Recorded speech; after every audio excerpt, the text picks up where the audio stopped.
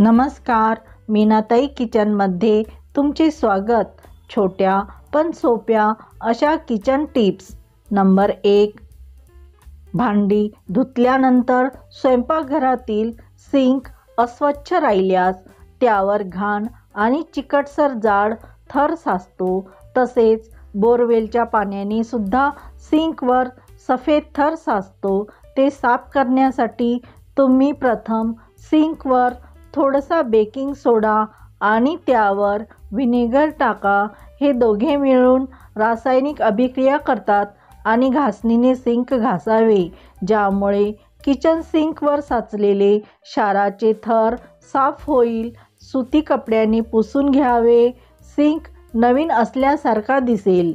Number 3, kitchen ओटा शेगडी नीट व्यवस्थित स्वच्छ करावे, ज्यामुळे किचनमध्ये झुरळ होणार नाहीत। नंबर 4, चहाचे भांडे मिठाच्या पाण्याने धुवावी, म्हणजे त्याचा वासही जातो आणि डागही जातात। नंबर 5, चपाती तव्याला चिकटत असेल तर तव्यावर चिमूटभर मीठ गरम करून घ्या, यामुळे चपाती तव्याला चिकटणार नाही।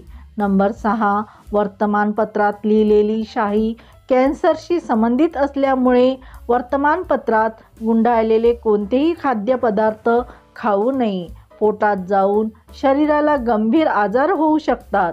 नंबर 7, कागदपत्रावर किंवा कपड्यावर तेलाचे डाग पडले असेल तर सोडा टाकून उन्हात ठेवावे, डाग निघून जातात।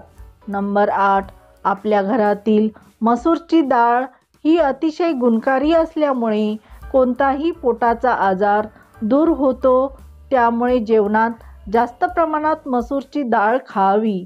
नंबर 9, स्वयंपाक करताना हात भाजला असेल तर पटकन फ्रीजमधला बर्फाचा तुकडा काढून जळलेल्या ठिकाणी चोळावे, आग होणार नाही।